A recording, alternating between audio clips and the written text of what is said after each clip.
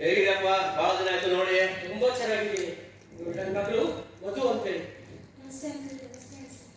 ಇವನು ನನ್ನ ಒಂದೇ ನೋಡ್ಲಿ ಮಗ ಪಾಂಡು. ಹಾಯ್ ಬನ್.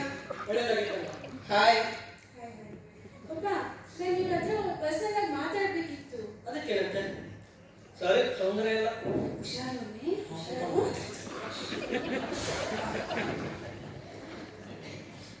ನೀವು ನೋಡೋದಕ್ಕೆ ತುಂಬಾ ಸುಂದರವಾಗಿದ್ದೀರಾ. Come on. ನನ್ಗೆ ತುಂಬಾ ಖುಷಿ ಆಯ್ತು ನೀವು ನನ್ನ ಮೀಟ್ ಮಾಡೋಕೆ ಒಪ್ಕೊಂಡ್ರಿ. ಎಷ್ಟೋ ಜನ ಹುಡುಗಿರು ಬರೀ ನನ್ನ ಹೆಸರು ಕೇಳಿ ಓಡೋಗ್ತಾ ಇದ್ರು.